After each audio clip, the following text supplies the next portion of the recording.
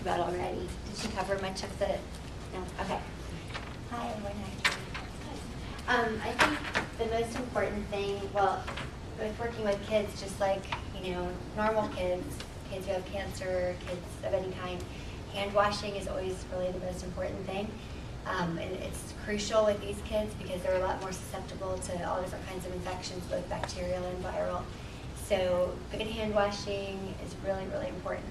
And hand sanitizer is okay to use too if it's an alcohol-based one because it will kill both viruses and bacteria.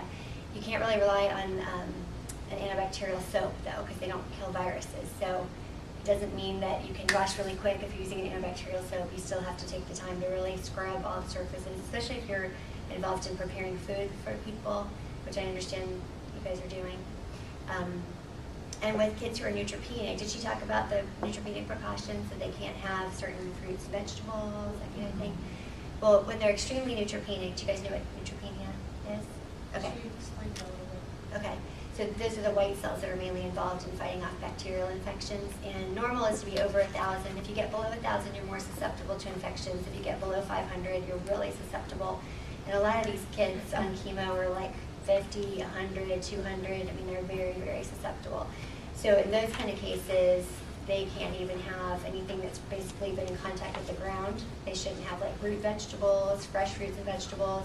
Things like oranges with a thick peel usually are okay, but you should always check with the parent for any fruits and vegetables. Flowers, they're not supposed to come into contact with.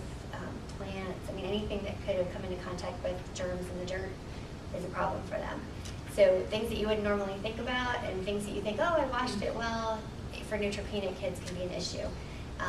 So I would always check with the parent what the level is of susceptibility for that child. If they're right in the midst of chemo, it can be really, really severe. And for the same reason, even a cold that you might have, something that might be almost nothing to you, just slightly sick, you really shouldn't be around a kid who's neutropenic in that kind of situation.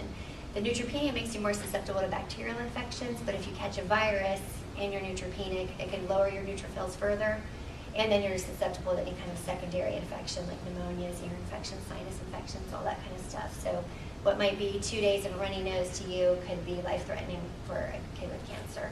So if you feel like you're maybe getting a cold, anything like that, I would just stay away and cancel if you have to. That's better, and I'm sure the parents will understand. They don't want their child to be sick either.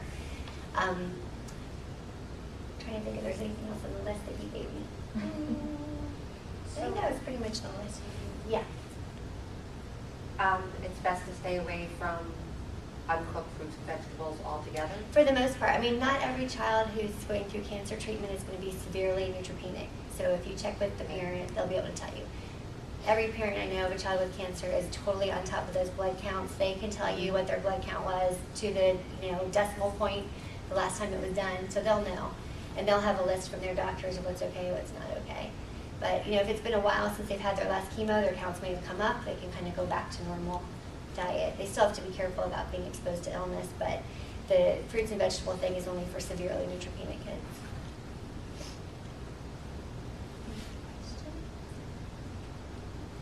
Are there other things you wanted me to talk about? That's great, yeah. Okay, that was easy. That's great. Good. Well, glad to hear that. Well, thank you. I just think the biggest thing is always checking with the family because I'm sure that you guys learned from the last speaker. I mean, these parents are extremely knowledgeable. And they don't go into this being that knowledgeable usually, but they become extremely knowledgeable about what's going on, and they are really the expert on their child. So, even for me not being a cancer expert but being a pediatrician, if their parent comes in and tells me this is the way it is with my kid, I believe them because these parents really know what they're talking about. So if you aren't sure about anything at all, just check with them beforehand. I'm sure they'll appreciate that. Thank you guys for doing this great project. It's really cool. Thanks. Thank you so much. You're welcome.